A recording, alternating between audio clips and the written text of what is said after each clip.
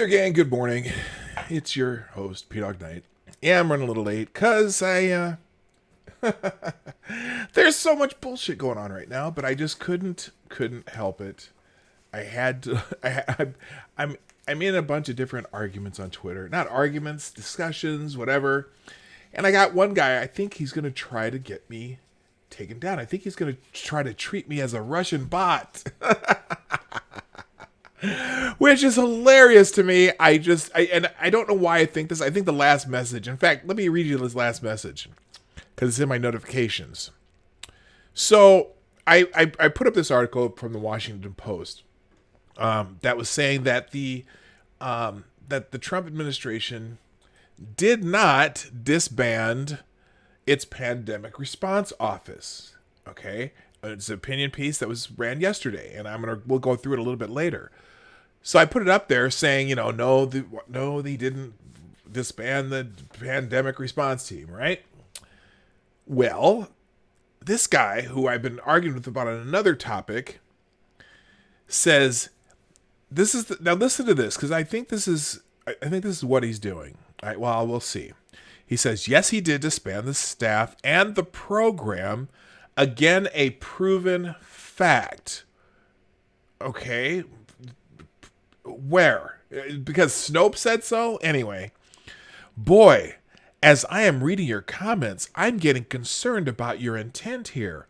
It's beginning to appear quite dangerous when you make statements that cause such divisiveness.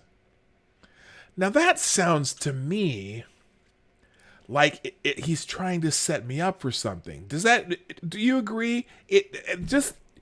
That sounds like one of those statements where they'll make that statement, and he has about 8,000 followers, and I haven't heard from any of them yet.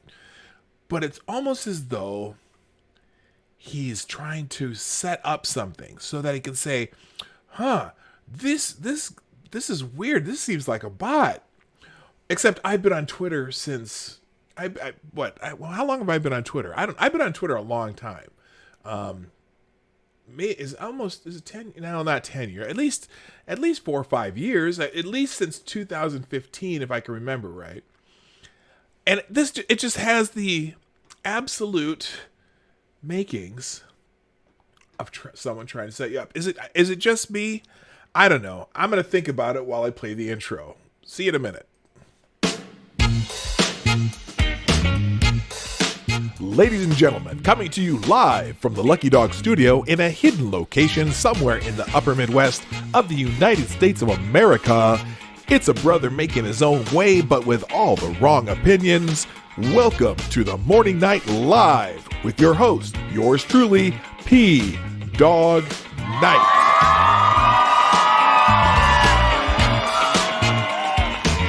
Let's stop that music. Good morning, everybody. Welcome to the Morning Night Live with your host, PDawg Knight, on this beautiful St. Patrick's Day.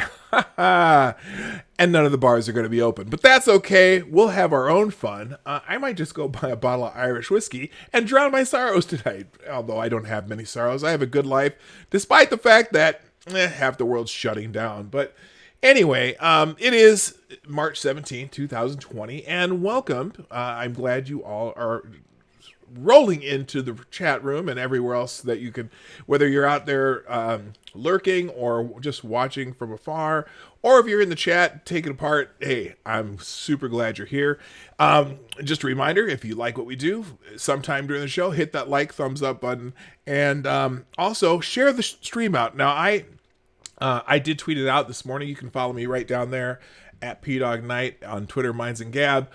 Or you can follow Becca Farley, who is a aficionado when it comes to making sure that the show tweet goes out. So this morning, I put her in the chat. In fact, I'm going to put her tweet in the chat again. You can right-click it, open a new window, retweet, and then close the window, and you'll still be here. So thank you, Becca, and also people who've already started tweeting it out: Necrosaw Collins, Tyler F., and Bob H. You are and Grill and Pirate Pete too. So you are awesome. Looks like and Jaeger Pony hit a like on there. So good morning, everybody. Oh, real quick before I'm going to get into it right away. So before I do that, I'm going to say good morning to people who are already in the chat. Hopefully my bells and whistles work here. Good morning first to Jaeger Pony, who is in the chat first. Who gets the bell? Hey, it worked. Good deal. Good morning, Advocatus Diablo, Tyler F, Tales of Gore, Chicago Mike, Becca Fairley, Maniac Man, Jaeger Pony, Grillin' Pirate Pete, and I went that far without a repeat already. That's good. Good morning to Sean, Tales of Gore. I'm scrolling. Struggling Paradox. Hey, you're here live again. That's awesome. Good morning, Chi-Town J, Kevin Stillwell, and that's everyone in the chat. Let's see. Oh, and Jedi Ghostbuster, how you doing? PDawg Knight, do you feel like having a panel discussion at some point?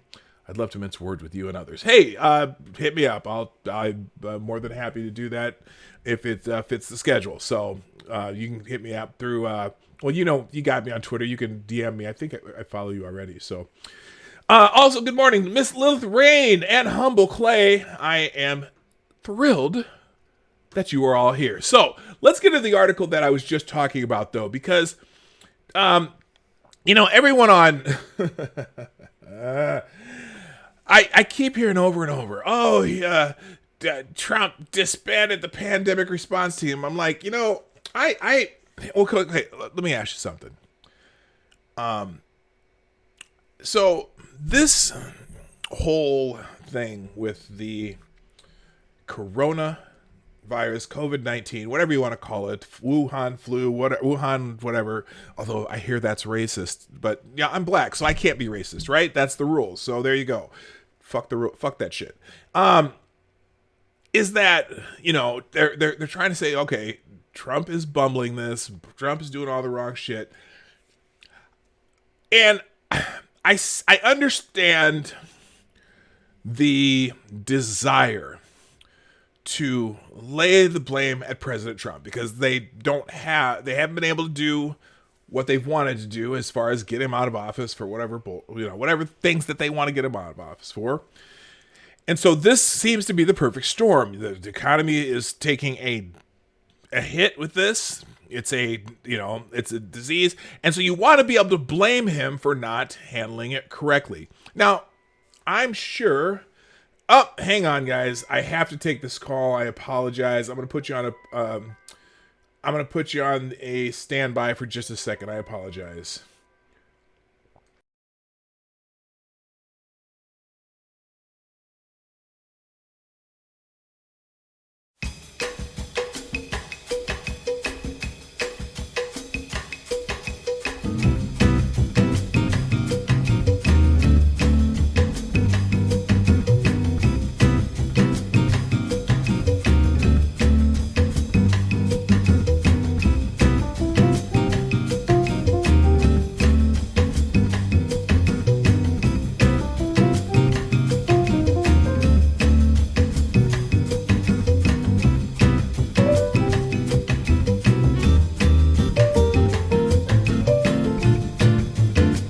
All right, sorry about that, gang. Had to take that call. We have a property for sale that was our realtor. All right, but not the one we have. But while I was gone, good morning. This is Kyle, Big Chief Fuzzy Beard, and Dark Isle. All right, so what was I talking about? The Washington Post article. Okay, so everyone was throwing this. Well, he disbanded the pandemic response team. And first of all, yes, there was a department in the one of the NSA, the National Security Administration, that was part of a pandemic response office. Okay, and when President Obama came into that office of the NSA, he increased the number of people working in the NSA from about 100 people to 250 people. Okay, he had 250 people working in that office. And so when the Trump administration came in, they said, you know what? And with consulting with the people in the office, they had too many people in the office. Okay. And so they pared it down back to about the original number, about 100 people in that office. Now, but what a lot of people are saying, okay, they disbanded this pandemic response team. They got rid of them all. Okay, so okay, fine. I still want to know, what would the response be that would be different had they not done that. Okay, what they allegedly had done. Because right now, so right now there's a whole almost industry in Twitter, screaming at Trump, bitching at Trump, blah blah blah. This response is terrible, blah blah blah blah blah. I'm trying to figure out what would be different. Okay, we have a disease, a virus. It's not detectable. You don't have symptoms. There are no symptoms for at least 2 to 3 days before, if you get the virus. It's from that one country that you're no longer allowed to say that hid the numbers of people who are having the virus and basically tried to hide the facts about the virus. You have people who fly all around the world from that province in that country you're no longer allowed to name. And they could have the virus without you knowing about it. So, people who've flown from that region of that country you're no longer now allowed to name basically seeded this virus all around the world. Not intentionally, I'm sure, but they did. And so we've discovered it in all different parts of the world. Now, what's humorous about this, I won't even say humorous, it's just ironic. Let's say it's ironic, okay? So all the shit that is being thrown at our president right now, who, you know what, I'm going to admit, obviously he bungles his words quite a bit, and he probably should allow his experts to talk, and he just say, you know what, I'm not going to talk about this. I'm going to allow this person who actually knows all the facts, because he kind of bungles the words. But I'm trying to say is what I've noticed. So if you listen to Canadians talk about their response right now, it's funny how it seems almost the same as we talking about our president. Now, Justin Trudeau's wife has the virus, and there are cases in Canada. So that, because they have a lot of travel from China too. They didn't restrict travel in China. And there's people in Canada just bitching because they didn't restrict. They didn't restrict travel from China fast enough, because now they're starting to see cases pop up in Canada too. And I'm gonna guess every country in Europe where it's popping up, they're bitching at their governments too. So I'm trying to think, they're and on Twitter, it's like they want to call it Trump virus. The New York Times actually had the balls to put out an article. Well, we should call this Trump virus because Trump's fault. Blah blah blah blah blah. Well, this is an agenda, okay? And I don't care. I really don't care about all that bullshit.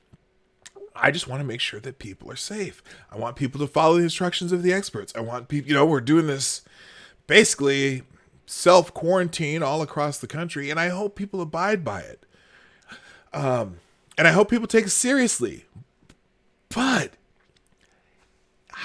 if you look at the maps of where it's flaring up all over the world, there's only one place to blame for that. And that's the place it originated. That place you're no longer allowed to name. But you know what? And even then, guess what? I would even say to this, even if you're going to blame them, what exactly could they have done differently when they didn't know the nature of the virus? So even if you blame them for not alerting people to this soon enough, now, granted, they did have people who wanted to go in there and help them figure out what it was and what the nature of the virus is and how it spreads and all this other stuff, which they're finding out over these 5 months, this 5 months time since the first sighting of, in fact, it was 5 months ago today, the first case that they know of showed up in China. Oops. Sorry. I can't say that country anymore because it's racist. Or so they say. So 5 months ago today is when the first case that they know of so far. They're still trying to find patient 0.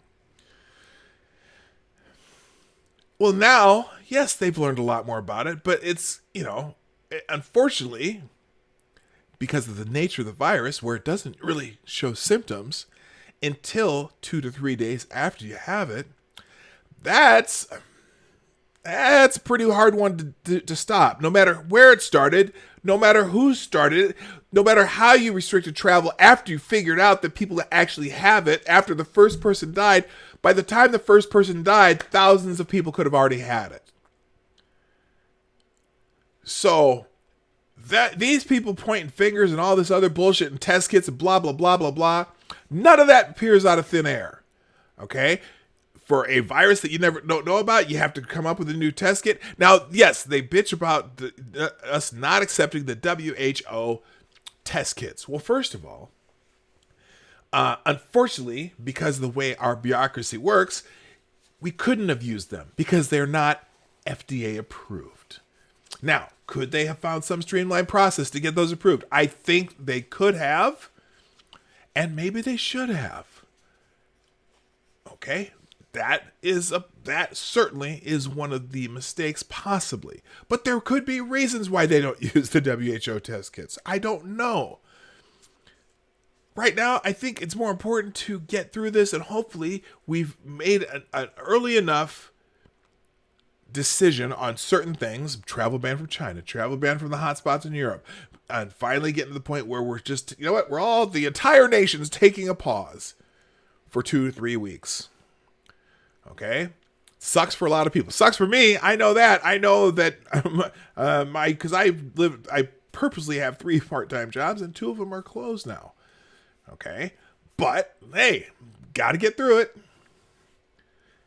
Now, here's the article. Now, I have an archived version of this article. I want to get back to this article from the Washington Post because this is the article that I was talking about.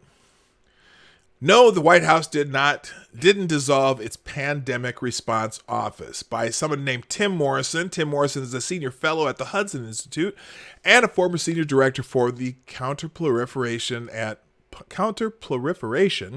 and biodefense on the National Security Council. Now, this is the office they're talking about. Now, remember, also this so-called pandemic response team, that particular team is part of the National Security Council. That doesn't, in addition to pandemic researchers at the Centers for Disease Control, in addition to pandemic researchers at the National Institute of Health. So there's 2 other agencies it's a redundant office already, but hey, fine, I don't care if they have the 3rd one, but just remind you that it's not the only office that deals with this kind of stuff. Anyway, President Trump gets his share of criticism, some warranted, much not, but recently the president's critics have chosen curious ground to question his response to the coronavirus outbreak since it began spreading from Wuhan, China in December. Oh my God. By the way, let me check. Hang on. Well, I'll figure that out later. It has been alleged by multiple officials of the Obama administration, including the Washington Post, that the president and his then National Security Advisor, John Bolton, dissolved the office at the White House in charge of pandemic preparedness. Because I led the very directorate assigned that mission, the Counterproliferation and Biodefense Office, for a year and then handed it off to another official who still holds the post, I know the charge is specious. Now, I'm not naive. This is Washington. It's an election year. Officials out of power want back in power after November. But the middle of the worldwide health emergency is not the time to be making tendentious statements. Accusations. When I joined the National Security Office staff in 2018, I inherited a strong and skilled staff in the Counterproliferation and Biodefense Directorate. This team of national experts together drafted the National Biodefense Strategy. We've read that on this show. Well, not read it, but I've showed that to you. Of 2018, and an accompanying national security presidential memorandum to implement it, an executive order to modernize influenza vaccines, and coordinated the United States response to the Ebola epidemic in Congo, which was ultimately defeated in 2020. It is true that the Trump administration has seen fit to shrink the NSC staff, but the bloat that occurred under the previous administration clearly needed a correction. Defense Secretary Robert Gates, congressional oversight committees, and members of the Obama administration itself all agreed the NSC was too large and too operationally focused, a departure from its traditional role coordinating executive branch activity. As the Post reported in 2015, from the Clinton administration to the Obama administration's second term, the NSC staff had quadrupled its size to nearly 400 people. That is why Trump began streamlining the NSC staff in 2017. One such move at the NSC was to create the Counterproliferation and Biodefense Directorate, which was the result of consolidating 3 directorates into one, given the obvious overlap between arms control and non-proliferation, weapons of mass destruction, terrorism, and global health and biodefense. It is this reorganization that critics have misconstrued or intentionally misrepresented. If anything, the combined directorate was stronger because related expertise could be co-mingled. The reduction of force in the NSC has continued since I departed the White House, but it has left the biodefense staff unaffected. Perhaps a recognition of the importance of that mission to the president, who, after all, in 2018, issued a presidential memorandum to finally create real accountability in the federal government's expansive biodefense system. The NSC is really the only place in government where there is a staff that ensures the commander-in-chief gets all the options he needs to make decisions and then makes sure that decision is actually implemented. I worry that further reductions at the NSC could impair its capabilities, but the current staffing level is fully up to the job. You might ask, why does all this matter? Won't it just be a historical footnote? It matters because when people play politics in the middle of a crisis, we are less safe. We are less safe because public servants are distracted when they are dragged into politics. We are less safe because the American people have been recklessly scared into doubting the competence of their government to help keep them safe, secure, and healthy, which, you know what? It's not all their job. We all have a responsibility to keep ourselves safe, secure, and healthy. We're less safe because we are focused on political gamesmanship.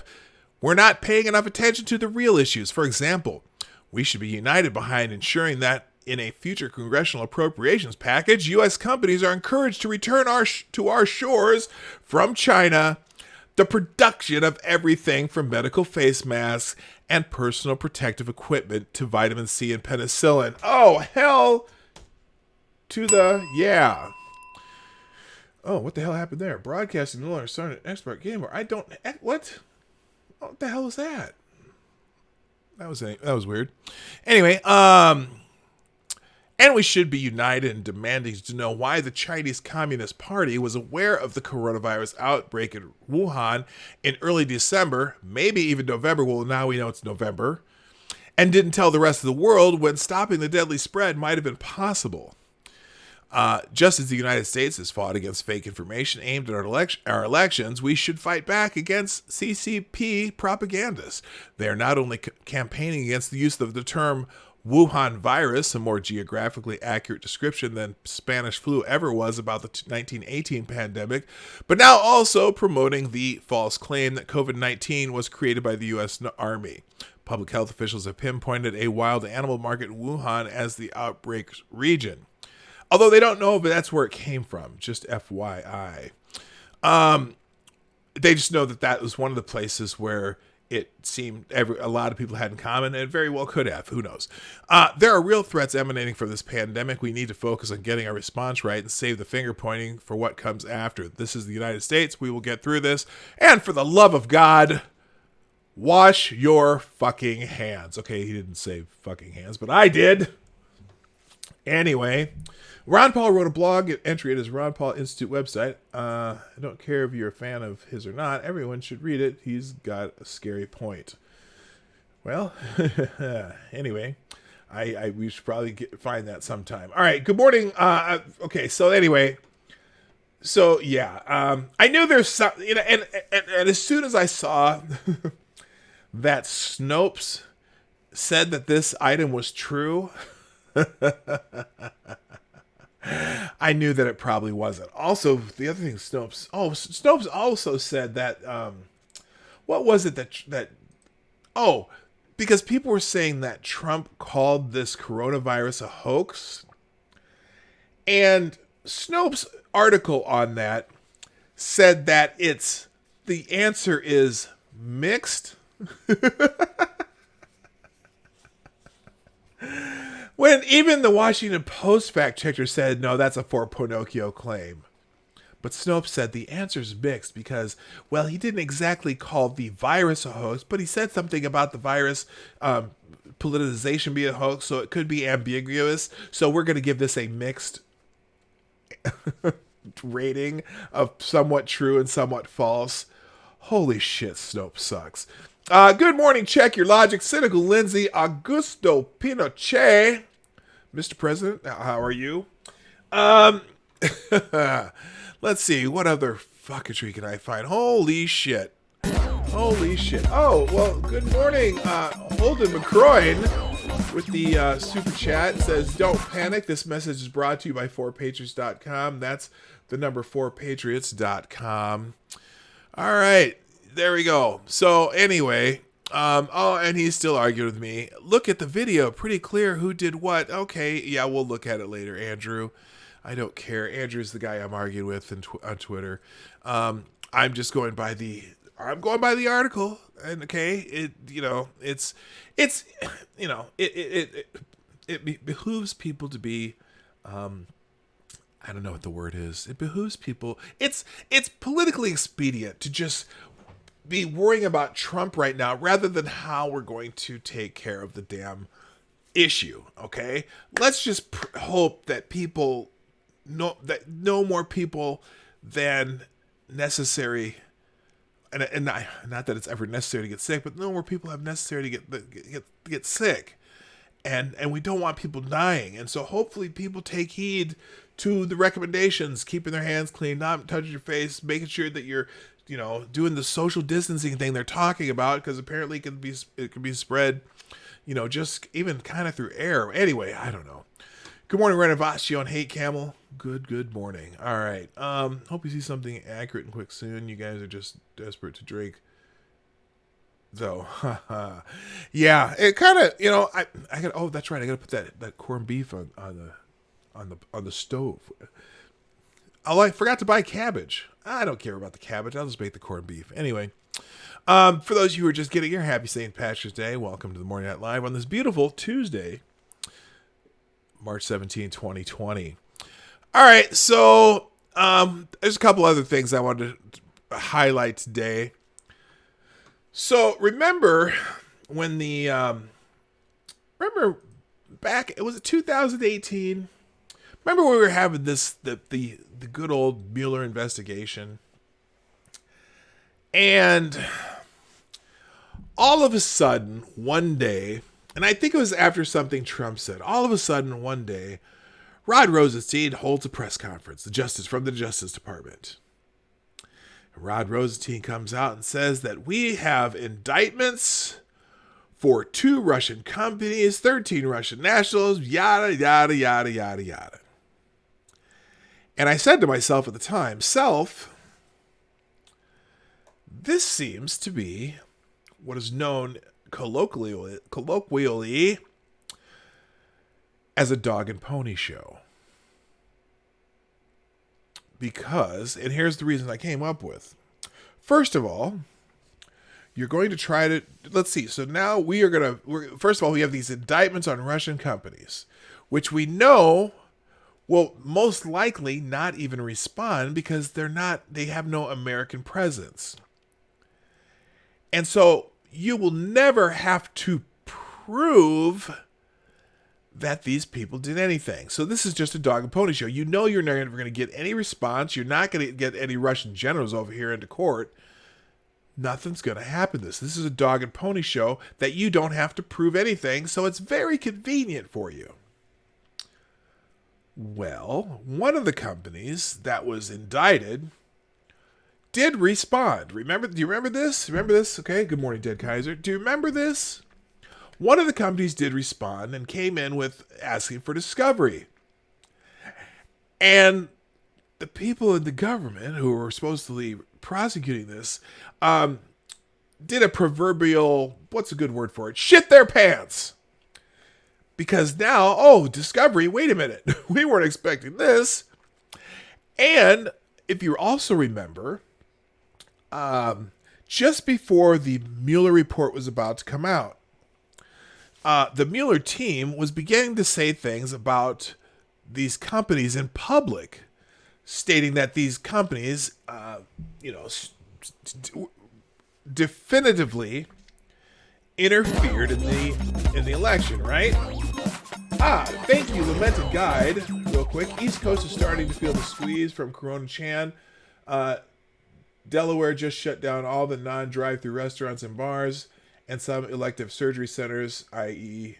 our customers, are shutting down for the next 2 weeks. You know what? It's happening in here too. It happened here last night. As of yesterday, all our restaurants and bars have been asked to close down and only do carry out and or delivery service. And they've closed the theaters. They've closed a lot of things here. And so yeah, it's happening. It's happening in a lot of states. The entire Northeast, I know that finally Governor Cuomo did the same thing. They're doing it in a lot of states. It's going to be tough. Everyone's going to feel the squeeze. Everyone's going to get it. As someone who used to work in banking, I would say, sit tight, get through it as well you can. There's probably going to be provisions to help people who struggle through this. And I wish, I know they're talking about the government giving people checks. I don't know if that's the greatest idea. I wish people would just learn to live within their means and save, but I know that cat's way out of the bag. But I just say, you know what, everyone in the country is going through the same thing. Okay. Use the time to call an old friend, get caught up on some cleaning, just make it productive, and do your best to get through it. And I think as a nation, we'll certainly get through this together. This is happening all over the world too. It is absolutely happening all over the world. And particularly in places that have cooler climates. Because I know in Singapore, for example, there have been like 300 cases and no deaths. But for some reason, it hasn't spread anymore in Singapore. Singapore is a warmer climate.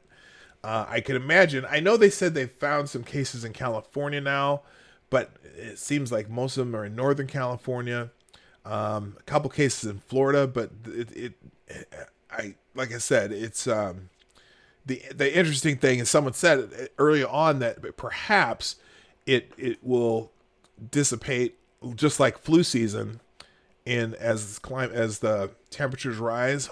Let's hope that's the case, and let's hope that all this stuff that we're doing to prevent it from happening, from spreading, works also, or at least what do they call it? Shorten the curve.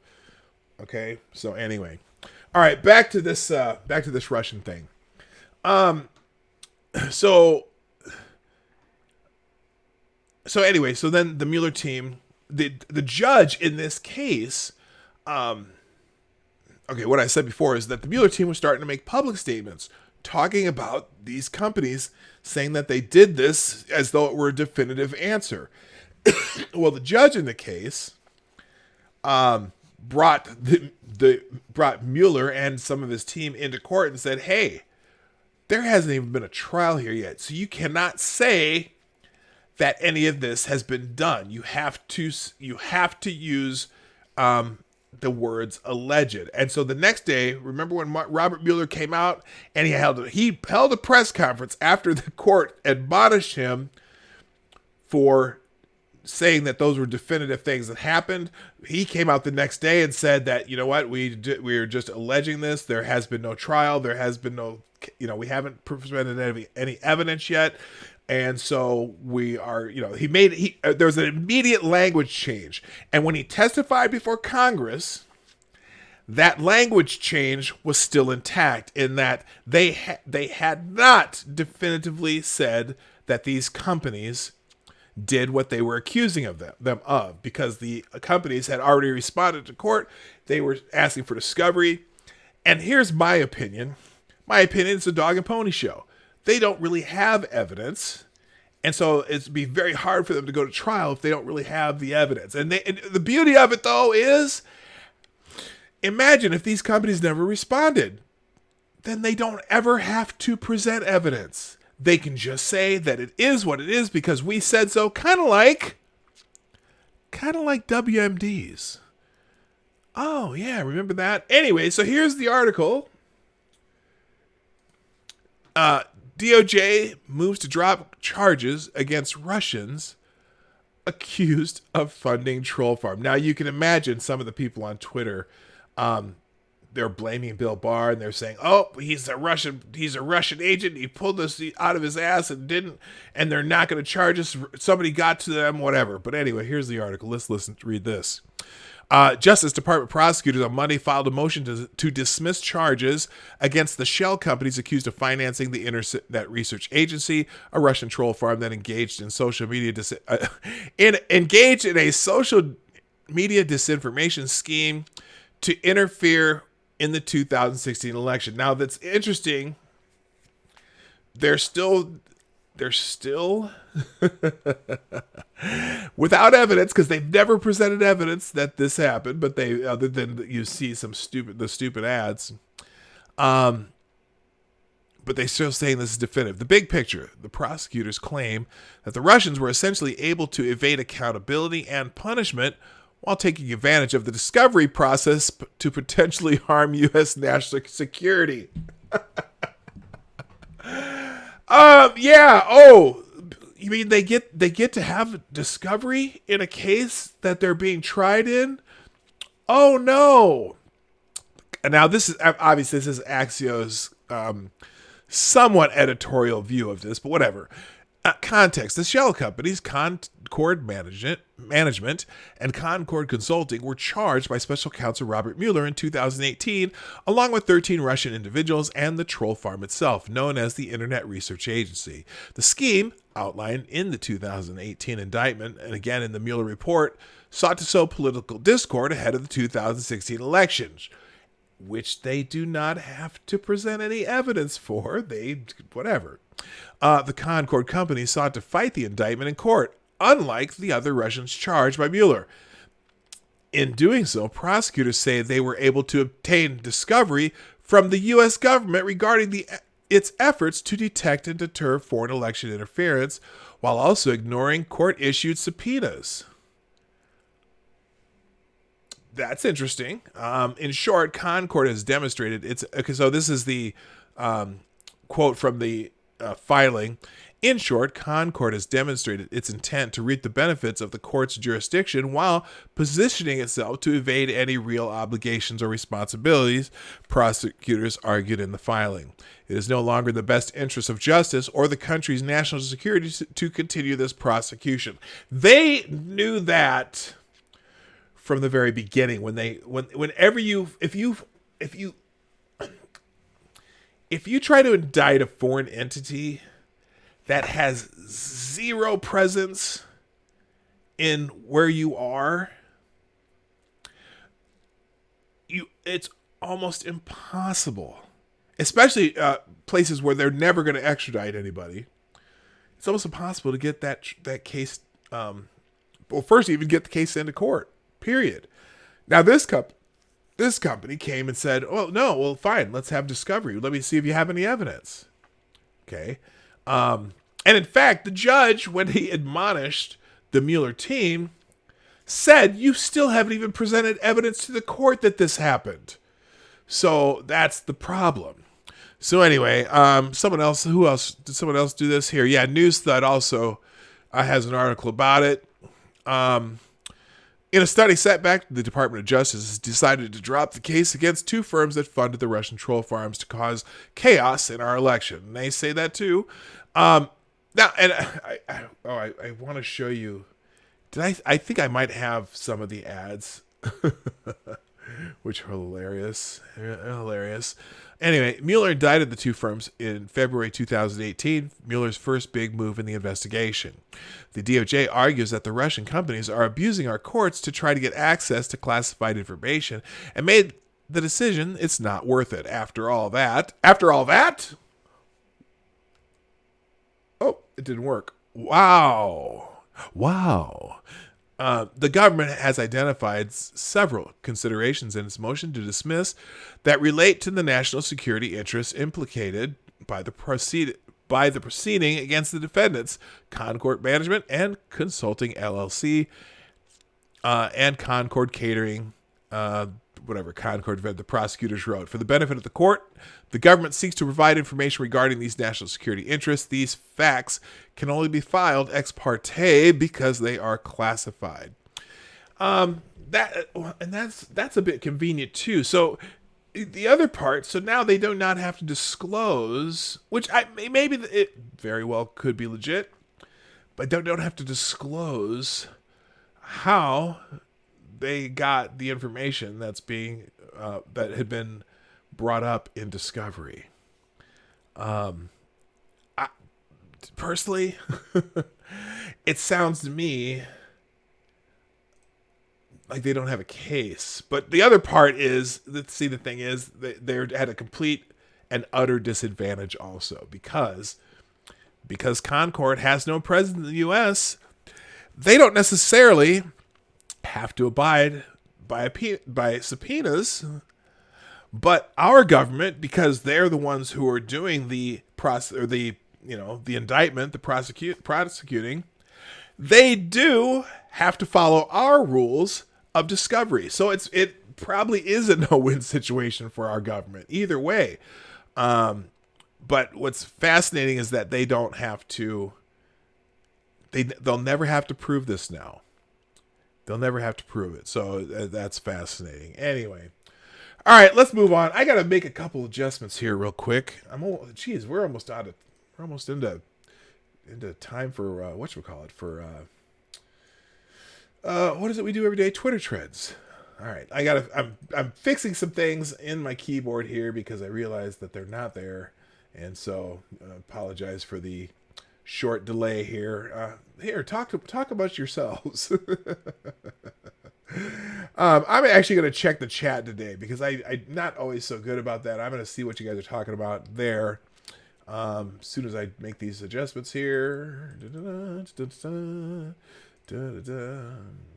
Because I almost feel I feel deprived when I don't have when my sound effects aren't working. My soundboard. All right, hang on a second here. Almost done. And all right. Let's try one. Oh, did that not work? There it goes. All right. Anyway, another reminder. The Morning Night Live is brought to you by you. This show is sponsored by viewers like you. Support the show with your donations and have your super chats read live on the show. You can click the link right there in the chat if you're interested in doing that. It's also in the description down below. Or you can go to PDawgnight.live. That's the website. And then also, just a reminder, programming note. April 3rd will be our 300th show. And I'm celebrating 600 subs because we broke that landmark. And it'll be my birthday show. So make sure you're available on April 3rd. Now, I know the whole world might start again, but then again, it might not. So come on by. That's 3 weeks from Friday. We'll see you then. I look like Luis Guzman? Do I? Is that the actor or is that a baseball player? Oh, that's the actor, right? He has a little bit curlier hair, though. I know. Sound working because there's no Obama Angel Choir earlier. No, it wasn't working. That's what I was bummed out about. Anytime I say the word Obama, I'd like to have the choir going. All right. Let's see. I have a couple more here. All right. So I already did that one. Let's see. This is from, what is this? Oh, also, according to the LA Times, Italy has succeeded as a democratic socialist country. Well, yeah, what really shocked me about the debate the other night between Grumbles and Mumbles. That would be Grumbles is Bernie Sanders and Mumbles is Joe Biden. When the debate between Grumbles and Mumbles, I was shocked.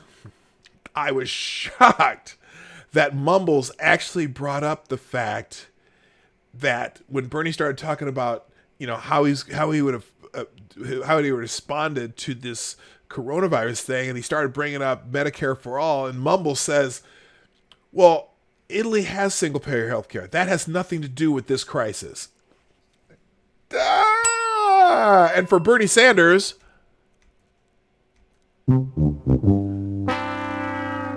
that's the damn truth. And in fact, I think, doesn't China have some kind of government health system too? And a lot of these countries where it's blowing up have government health systems. Canada, the wife of the prime minister in Canada tested positive for this. I'm pretty sure that they have universal healthcare. Well, they have some kind of healthcare system up there. You guys Canadians, you know what it is. This virus doesn't give a fuck what kind of healthcare system you have. And it really doesn't care what your political party is. And it doesn't care that there's a border here and there. So maybe it's our job to care about that shit. Okay? And so, whatever. Oh, good God. Anyway, Michael Flynn, remember him? Everyone, I'm trying to stay away from coronavirus as much as I can because I'm sure there'll be plenty in the chat. So this will be my last article before we get into Twitter trends. But Michael Flynn, President Trump is strongly considering a full pardon for Michael Flynn, and damn well should. So this is actually a really good article that has a lot of details and whatnot. On Sunday afternoon, President Trump sent the following tweet. So it's now this is Trump's tweet. So now it's reported that after destroying his life and the life of his wonderful family and many others also, the FBI, working in conjunction with the Justice Department, has lost the records of General Michael Flynn. How convenient. I am strongly considering a full pardon. Yeah, they've lost. The FBI, it's so convenient, has lost the record. Here's the backstory. The long-suffering General Michael Flynn served briefly as President Trump's national security advisor. In order to understand Flynn's long legal journey over the last 3 years, one must be aware of the animosity President Obama and his top intelligence officials felt toward him.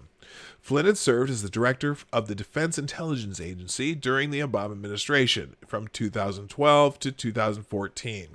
Throughout his tenure, Flynn found himself strongly and frequently at odds with the administration's policies on ISIS and the Iran nuclear deal, among other things, which put him at odds with the Obama-friendly deep state.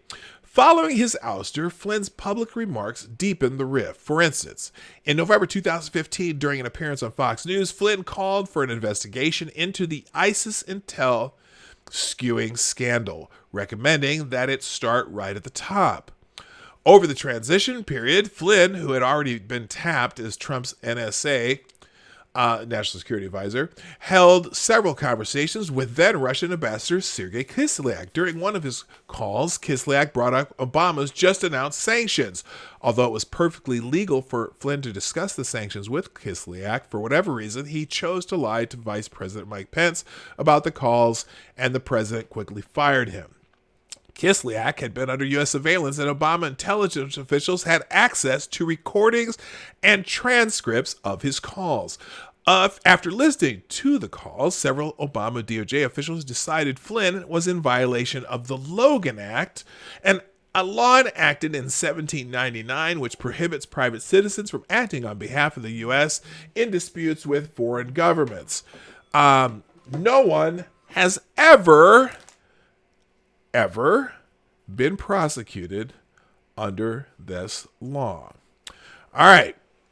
Now, and it was, as Byron York in the Washington Examiner explains, the Obama officials also said they were concerned by reports that Flynn, in a conversation with Vice President Mike Pence, had denied discussing sanctions. This, the officials felt, might somehow expose Flynn to Russian blackmail. So, Obama appointees atop the Justice Department sent FBI agents to the White House to interview Flynn, who was ultimately charged with lying in that interview. Now, as you can probably guess, their expressed concern that Flynn might become a target of Russian blackmail scheme was a lie. This was a setup. And this has happened in PJ Media. Deb Heine explains, Obama already despised Flynn's, but his hate likely turned to fear when his former DIA, Director of National Intelligence, decided to throw his support behind Donald J. Trump, another boat rocker who had a real chance of winning. Obama made a point after the 2016 election of advising Trump not to hire Flynn, but Trump didn't listen. Next thing Flynn knew, the government spies were listening in on his innocuous phone conversation with Kislyak. His name was unmasked by someone in the Obama administration, and the contents of the calls were leaked to the Washington Post's David Ignatius, which remains the only serious crime to have emerged in the Russian investigation. That leak was illegal. Dan Bongino explains the sequent events in his podcast. Bongino discusses Flynn's opposition to the Iran deal, that he had information on how dangerous the deal was for the U.S. Because of this, and Flynn's knowledge of other administration business, they need to make Flynn go away. He knows too much. He's got the goods. Obama officials watch Flynn supporting Trump on the campaign trail. They're afraid of what he might reveal. Obama spoke to Trump to try to discourage him from hiring Flynn, and Trump hires him anyway. On December 2016, two important incidents occurred. Mike Flynn was vacationing in the Dominican Republic, where he did not have secure communications. The Obama team knew this. Obama needs to do something to piss off the Russians, but not start World War III, hoping that they will contact Flynn, and they do. Obama orders sanctions against Russia and expels 35 diplomats in retaliation for their interference in our election. Why would he do this nearly 2 months after the election? Well, as the Obama team hoped, Russian Ambassador Sergei Kislyak calls Flynn in the Dominican Republic. They discuss the events of the day, including the sanctions, where they don't have secure phones. And the Obama team now has a transcript and a recording of the call. They use this later when agents interview Flynn. They know that Flynn will not remember all the details of the call, and they will use this in the future to set him up for a false statement charge. On January 2017, an Obama official leaked Flynn's name and the details of his December 29, 2016 call with Kislyak to David Ignatius at the Washington Post, who then published a story about it. I'm sorry, excuse me. The identity of the leaker is unknown. Whoever leaked it has committed a felony. On January 24, 2017, two FBI agents arrive unannounced at the White House to question Flynn, omitting the fact that they were there conducting a criminal interview. Both agents have said they believe Flynn had been truthful in answering their questions, yet Flynn is later charged with lying to the FBI. In December of 2018, Flynn fires his legal team and does the best decision of his life, in my opinion, hires Sidney Powell. Good morning, Mike Savage. Good morning, MC. Hammer time. And Johnny Hellcat, how you doing? Now, this article is important to me, so I'm going to keep reading. At a September 2019 hearing, Powell accused prosecutors of egregious misconduct and hiding exculpatory information. Specifically, she revealed the existence of a Department of Justice memo dated January 30th, 2017, which exonerates Flynn of colluding with the Russians. Investigative journalist Sarah Carter said this document is currently under protective order and Powell is working with prosecutors to get it disclosed. And this memo is only part of the Brady material Powell is demanding. Brady material means it's a rule, not the Brady bill, but it's a rule where they have to something about getting discovery items that they were supposed to have, and she was not access to them, or did not have access to them. Excuse me.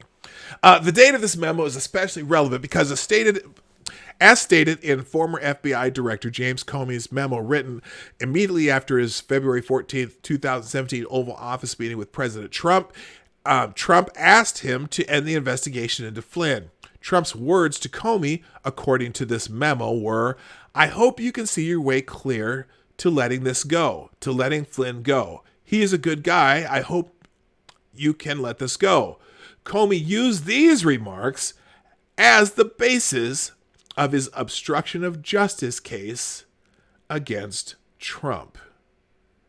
Link to the article. Yes, here, I'll pop this in the chat. I just saw that. There's a link to the article that I'm reading.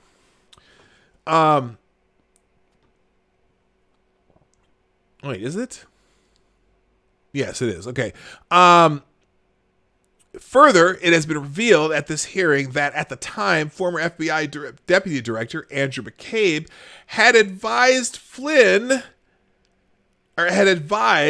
that Flynn had not violated the Logan Act.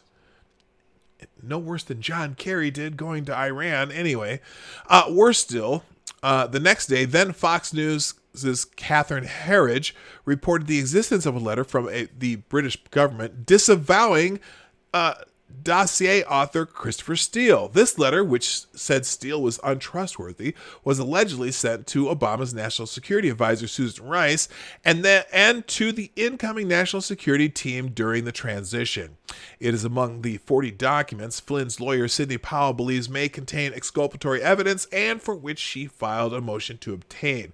If Susan Rice had indeed received this letter, it's highly likely that Comey would have been apprised of it.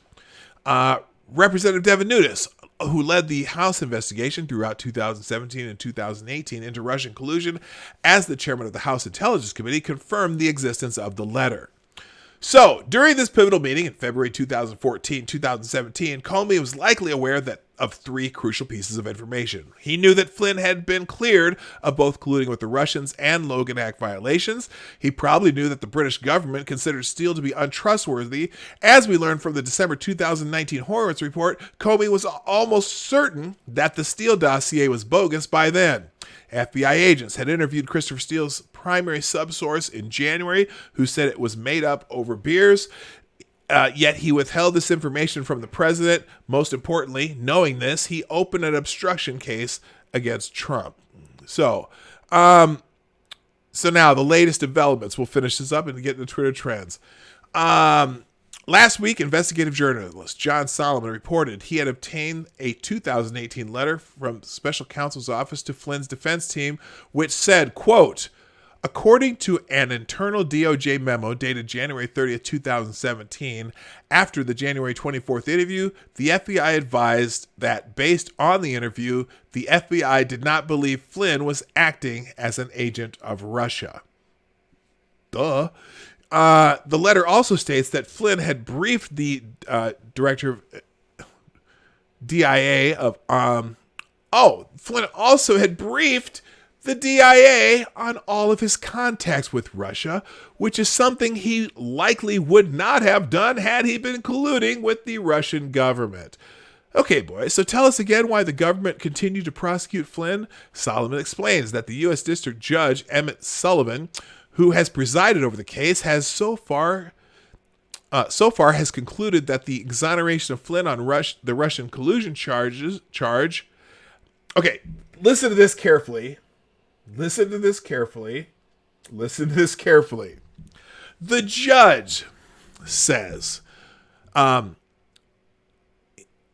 the exoneration of Flynn on the Russian collusion charge wasn't relevant to his conviction since he pled guilty to a different crime, making a false statement to the FBI. Not relevant? He lied to the FBI about a crime he didn't commit? Flynn was caught in what's known as a perjury trap. The FBI has been looking for a way to charge him with a crime, although they would have preferred Russian collusion. They settled for lying to the FBI. So, 10 days into Trump's presidency, the FBI knows that General Flynn did not collude with the Russians, yet via leaks to the media, the most notable being the Washington Compost, Davis Ignatius, Americans were led to believe the opposite. Ignatius published excerpts from Flynn's conversation with Russian Ambassador Sergei Kislyak during the transition and presented a false storyline of Flynn as a Russian stooge was broadcast across the nation. Solomon spoke to Powell and was told the DOJ provided her with 3 sentences from the DOJ memo. Powell has been unable to get the full document. It's just horrible, Powell said. They gave us a little 3-line summary of it and the letter and told us it existed, but have refused to give us the actual document, which I know means there's a lot of other information in it that would be helpful to us. In addition, Powell told Solomon that Special Counsel Robert Mueller was fully aware of the letter in early January 2017 to Flynn from British National Security Advisor, raising questions about Steele's credibility. So anyway, his whole case is a pile of crap, and I gotta tell you, the judge, Flynn is still fighting, and he has filed a motion to withdraw his guilty plea, and part of it is because the FBI and whoever who was in justice at the time were pressuring him to make a plea deal, right? So the plea to plead guilty, saying that, they had evidence, which he didn't know what it was, and that they were also going to prosecute his son. It's incredibly BS. As much as I want to believe this, the article's source is PJ Media. I'm going to have to do a whole lot of research in order to completely believe it. That's fair. This is actually from Red State. Some of it's from PJ Media. There's multiple sources in this article. That's why I put it in the. I think I did put the link in the article, but it's not PJ Media. They cite PJ Media as one of the. Deborah Heine's PJ Media is one of the excerpts that's included in the article. So anyway, all right, gang. We're gonna get into Twitter trends here because I'm even though I have 7 other articles I wanted to get to today. But me, I tend to. Oh wait, before we do that, this is funny though. I wanted to show you this one yesterday because it was hilarious, and so we're going to check this out. This is just some comic relief. Let's see what's the best way to do this. Probably on this size. Okay, we'll do this size. Check out the beer can race. Hopefully it'll pop up correctly. There we go. Here it is. Truly in the back. It's Coors Light with a long lead going around the curve.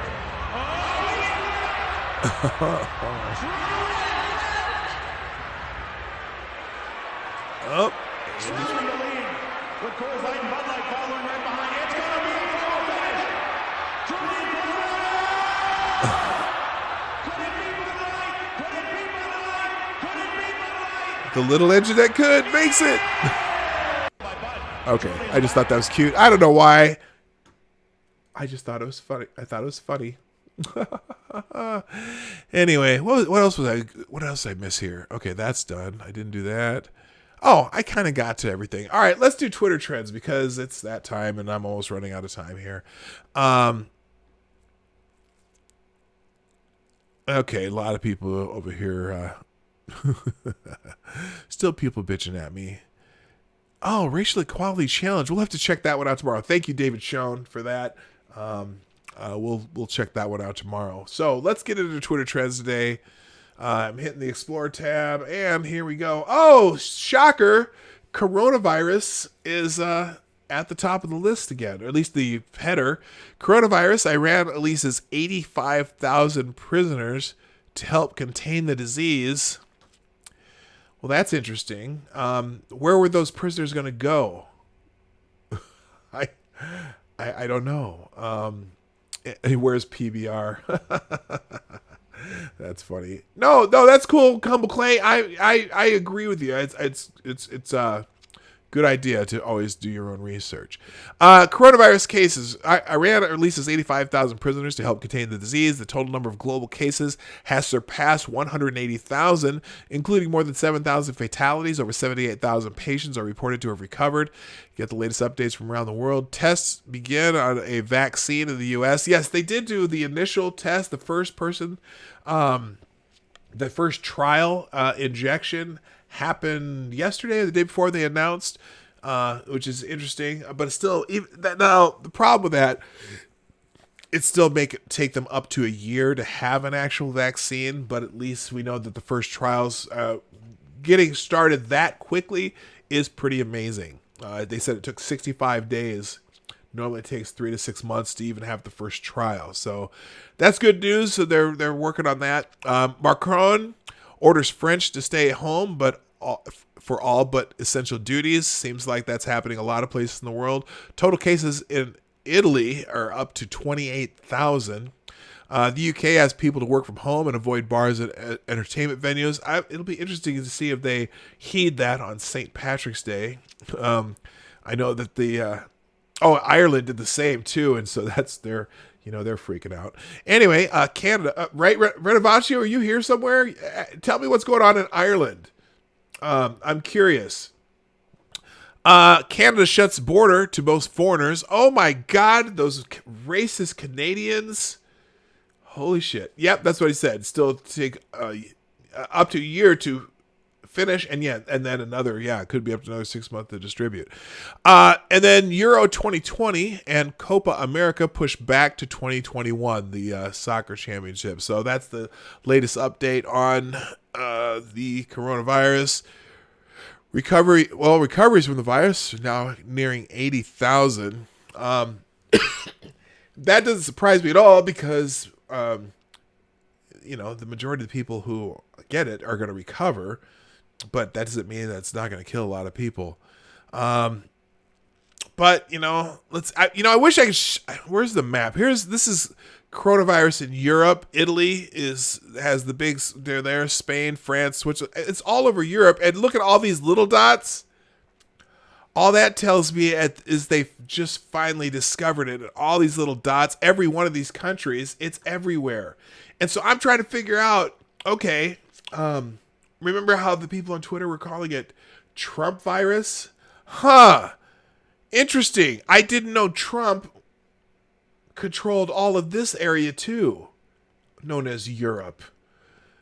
It's going to get worse before it gets better. I'm just saying. All right. Let's get into the rest of the tab here though. Trending number 1 on Twitter today. Oh, we got the wrong. What the hell? Oh, because they didn't do new trends. Hang on a second here. Let me refresh this. See if it works.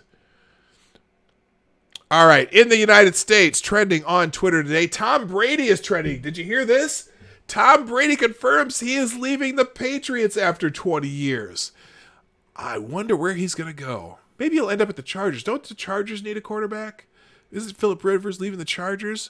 Tom Brady confirms his Charger from the Patriots after 20 years. What are people saying? Fact. Tom Brady gave more to the Patriots than any single player has given another NFL organization. Don't cry because it's over. Smile because it's happened. Patriots 7th ring says, remember how elated you were when your favorite team caught lightning in a bottle for that one game or for that playoff run leading up to a big win. Now imagine having that same feeling for the last 2 decades. That's what it was like watching Tom Brady on the Patriots. He absolutely is a fantastic quarterback, even with the inflation scandal of whatever year that was. But it's hard to deny that Tom Brady is going to go down in history as one of the greatest quarterbacks ever. Moving on, St. Patrick's Day is trending number 2. I bet it would be trending number 1 if all the bars weren't closed. St. Patrick's Day, yay! And me being half Irish, there you go. Oh, wave to me from at least 6 feet away instead of kiss me. I'm Irish. Oh, that's hilarious. I only last year found out I'm over a quarter Scottish Irish via my DNA. What a bummer that my first St. Patrick's Day we're not supposed to go to the bars. LOL. Happy St. Patrick's Day. I feel that way too. Well, I didn't, I found out that my mother was almost full Irish immigrant. All 4 of her grandparents came from Ireland and immigrated here. I only found that out in 2004, so it gave a new significance to St. Patrick's Day. International Space Station says, we hope you're wearing green this St. Patrick's Day. Enjoy an astronaut's eye view of Ireland taken from aboard the International Space Station. Find a pot of golden astronaut photography here. So there's a beautiful shot of Ireland from the International Space Station. My family is from somewhere up here. I think, is that right? Okay, Irish people, am I going Cork somewhere up here, right? They're kind of up there somewhere. I'm pretty sure that's right. I don't know. I've never been there, but we're going to plan a trip to that someday. All right, moving on. Justin Trudeau says, whether you're a Canadian of Irish descent or simply Irish for the day, let's celebrate St. Patrick's Day a wee bit differently this year, from home, with some social distancing. We'll get through this, and we'll have another reason to celebrate later together. All right. I don't know. I don't know if this has anything to do with St. Patrick's Day, but Big Bird doing wheelies, patrolling the streets. That's pretty funny. All right. And that's a weird, okay. It's somewhere where they drive on the left side of the road too. So there you go. All right. Moving on from St. Patrick's Day. That's Northern Ireland. I can see IRA from there, from here. Cork is at the bottom. Oh, okay. I don't know my Ireland. Oh, Cork. Oh, okay. You're right. That's correct. It's east, correct? Cork is east and southeast Ireland, right? I don't know. I'll learn someday. Pats is trending. That's because what else some Edelman's trending too. Me watching the Pats QB next year. How dare you stand where he stood? Okay, I know people are going to be in mourning that Tom Brady's gone, but you know what? It had to happen eventually. Chargers are trending. What did I say about the Chargers?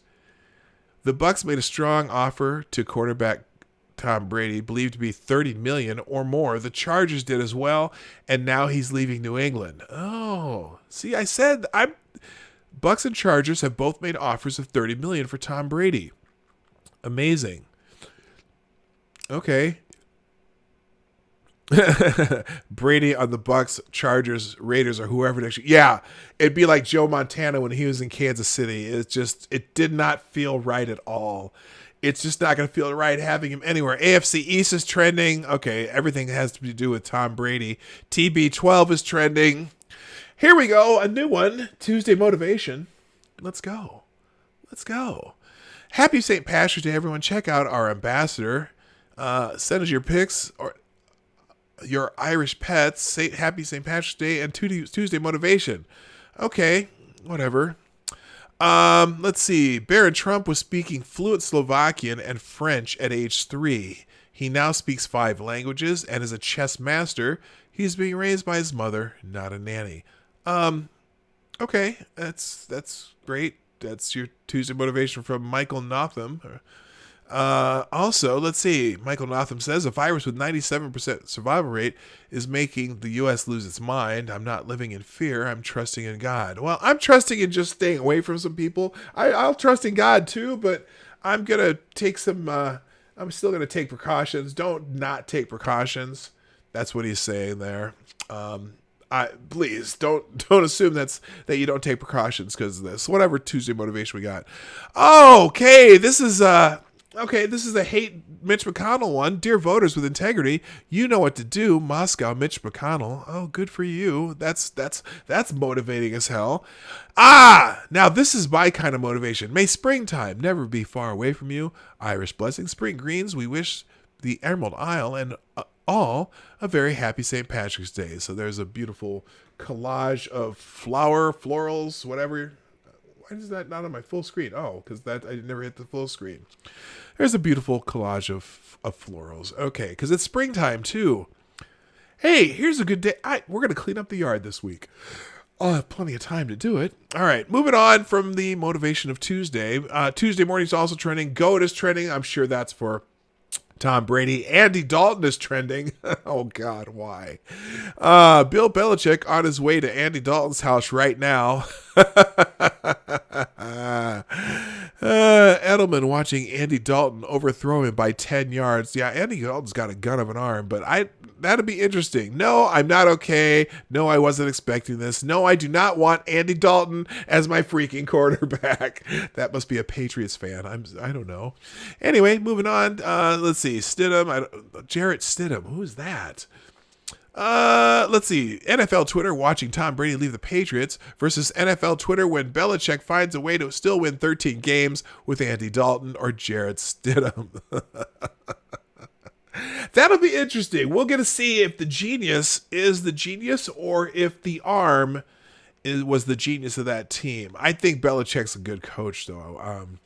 And if he get a good quarterback that fits the scheme, I think he'll be okay. Good morning, Alpaca. Good morning, Dr. No. Kessler, did I say hi? Well, I'm saying hi now. Hi, Reese Donald. I know I haven't said hi to you yet. All right, we're hanging in there. We're finishing it out. Jameson, or Jameis, however you say his name, Jameis. They're not gonna get him. Andy Dalton, Jameis Winston, examining quarterback options for the Patriots. Those would be two interesting ideas. Jameis Winston's agent pitching Robert Kraft. When you could be making the biggest mistake of your life, or the biggest good decision of your life.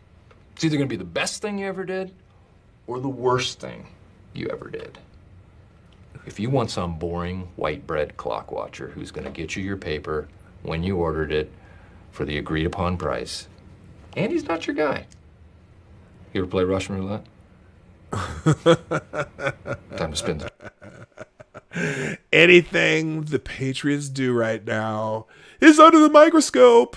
Damn Brady. Breeze is they're not going to get Drew Brees. What the hell are they thinking?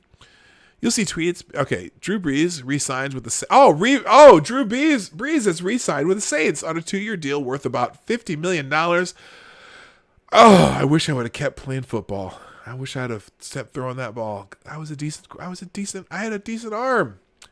I was accurate. I couldn't throw that far, but I could throw accurate as hell. All right, Cam Newton, Euro 2020. Euro 2020 is postponed, and Drew Bledsoe. It's all quarterbacks in the quarterbacks are trending everywhere. So there you go. That's our excitement for the day. Hey, people, you know what I forgot to do, and I'm going to do it today because I have a couple minutes left. As soon as I figure out how to get myself back on the screen. There we go. Hi, I am back. I want to check real quick. Full half of everyone here hasn't liked this stream. Oh, well, yeah. Okay. Reminder before we finish up, hit the like thing, that little thumbs up. Duck Dog, you know what you're going to do. Anyway, let's just really quick. I don't know. I haven't checked the hashtag for a while. And tomorrow we'll probably do a Gun Fox Day because I got to get caught up in some of the articles he sent me, and there's some good ones in there. What is it? It's PDK News. If you ever want to throw a story on Twitter, put the hashtag PDK News, and it will it will show up. That's the feed that I check for news stories. Okay, here we go. We got a couple here. Thank you, David Schoen. Here we go. So the racial equity challenge. Now, I've never seen this. Notice, watch, connect, read, listen. The 21-day racial equity challenge. We might have to check this out. About the 21-day racial equity challenge. We're glad you are joining us for the Snohomish for Equity 21-day racial equity challenge. Here is all the information you need. Oh, we got a little pop-up there. I'm reading it. I'm trying to read it somewhat NPR style. Here's all the information you need to get started. What is the 21-day racial equity challenge? Have you ever made a successful change in your life? Think about the time and the attention you dedicated to the process. Change is hard. Setting our intentions and adjusting how we spend our time and focus our attention is essential. It's about building new habits. Creative, effective social justice habits, particularly those dealing with issues of power, privilege, and leadership, is like any lifestyle change. The good news is that there's an abundance of resources just waiting to empower you to be a more effective player in the quest for justice. This challenge, originally created by Dr. Eddie Moore, Debbie Irving, and Dr. Marguerite Pennick Parks, has been adapted over and over again for use by individuals and organizations who desire to create social justice habits. Snohomish for Equity has adapted it and now brings it to you. For 21 days, work to change your lifestyle and become more anti-racist. How does it work? Each weekday, beginning January 20th and continuing for 21 days, we will send you one action to further your understanding of power, privilege, oppression, and equity. The actions will ask you to notice, watch, listen, read, or connect. They include suggestions for readings, podcasts, video. Well, did they recommend my show? Anyone? I'm diverse. And ways to form and deepen community connections. The time it will take to complete the actions will range from a few minutes to 30 minutes. Oh, well, mine takes an hour and a half. Sorry. We have included an opportunity for you to reflect on your learning during the weekends as well. Because we think understanding white privilege is a powerful lens into the complexities of doing social justice work, we've cultivated resource. Is this just for white people? I'll be pissed if this is just for white people. Oh my God. You know what? This is going to take too long. Okay, here's what I'm going to do. I need to save this. I'm going to put this in my little, what the hell happened there? I'm going to put this in my, my list of things to go to. and I want to do, we're going to do one exercise a day for 21 days.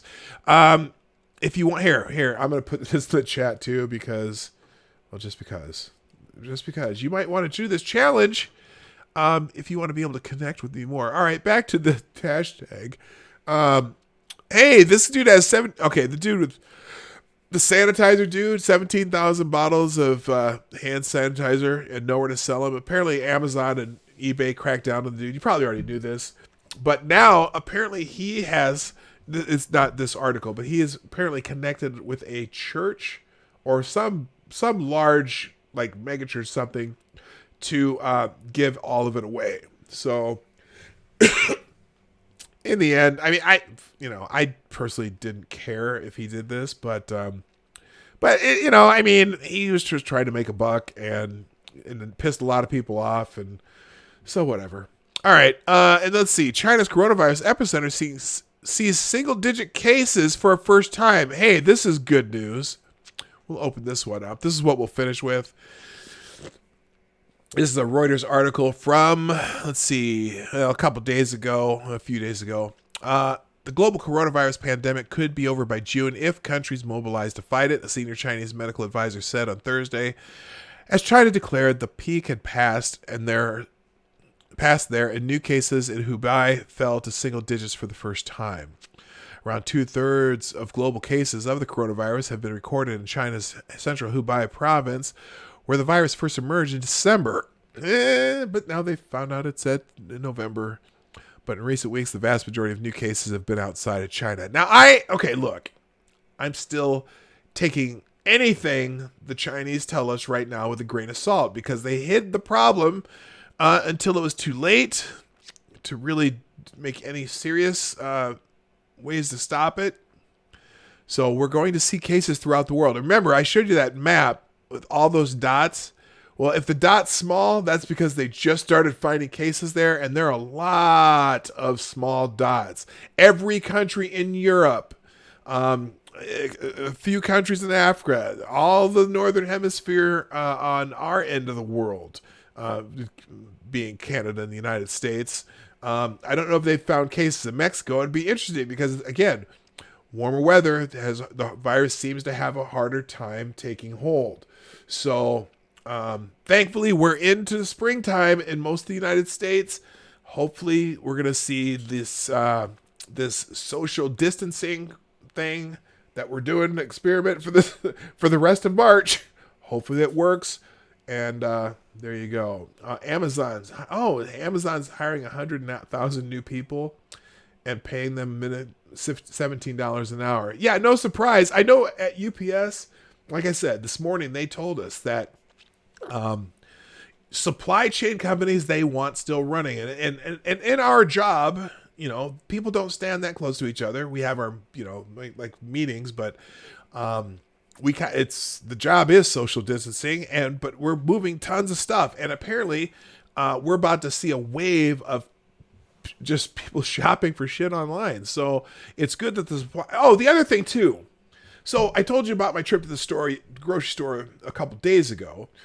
We went, we go to the store and I went to get one thing and there's just people filling shopping carts with all kinds of crap. And there were whole aisles in the grocery store that were empty. Like all the potatoes and onions, like there's this whole display of potatoes and onions, all gone, wiped out completely.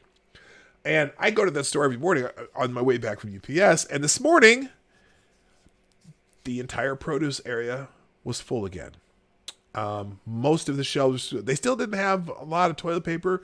A lot of the meats were still, the section was not filled. Although the butcher section was refilled. So, I mean, they have, at least that particular store, completely restocked because their distribution center had all the product. They ordered all the product and it's being replenished. So all these people went crazy for 2 days. Again, this wasn't a hurricane. This wasn't an impending tornado. This wasn't a tsunami. Okay? It's just a virus where we're going to shut down for a while. So, and I know that most food delivery places are open, although the one I'm working at is cutting back staff for the next few weeks. But anyway, please, just everyone be safe, be healthy, follow the rules, and we're all going to get through this. Potatoes and onions gone. Is there a lot of Irish where you live, PDawg? Yeah, I don't know. That was, it's weird. The things that people stocked up on. Okay. The toilet paper one really baffles me because how much damn toilet paper do you think you're going to go through? Even if you get stuck at home for a week, or whatever, how much toilet paper are you going to go through? You think they're not going to have more toilet paper? Do you really think that? But that was one of the things. Bottled water. Again, maybe because a lot of people like their bottled water, but they're not turning off the water. Okay? Not for this. Okay? You're not having the water tower didn't get knocked over by a tornado. All right? And then it was weird because the one thing they hadn't been able to restock yet was all the chicken, like fresh chicken.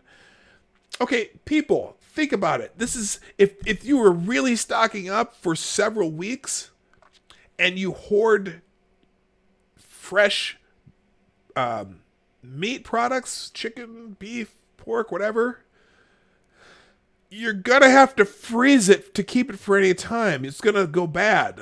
Okay? Now, I could see if people bought... And then what didn't go? Soups. The soup aisle was just like nobody touched it. Canned meats. Like the canned chicken or canned tuna. Still there. Oh, well, the funny thing though is, and you'll see pictures of it on the internet, but it's true. The one thing that was in the meat section that didn't get cleaned out was the fake meat. The plant-based meat product for vegans. You know, the fake meat, fake hamburger, fake whatever. All there. That was like the one section. It's like this. Everything's empty, and there's just one little section of fake meat. Anyway. All right, guys. I got to call it a day. But hey, I hope you enjoyed your day here at the Morning Night Live. As you know, I'm here Monday through Friday, 10 o'clock Eastern, 9 o'clock Central, 2 p.m. GMT for people in other parts of the world who like to make sure they are here on time, or 1400 hours GMT for people who do it the right way. And you know what? If you like what we do, please make sure you hit the like button on the way out. There's 48 people here and only 27 likes. Let's see if we can get that up to 40 at least. If you haven't hit the like button already. Also, if you're not subscribed yet, hit the subscribe button and make sure you hit that little bell that pops up so that you get notified of when we put on live shows, or if I ever put another video up, which I'm trying to. I got to do a video about something. I was going to do one the other day, and I started, and I ran out of time. But anyway, if you'd like to make donations to the show, aka PDawg Night, you can do that through the Streamlabs link in the description down below at the PDawgNight.live website. So thank you all for being here. Oh, and you'll always be a permanent part of the show when you do these super chats, because that's where we do super chats too. Thank you again to Holden McGroin and Lamented Guide for the super chats today. That is great incentive for me to keep going, even though I love doing this. Hello, hey Larry.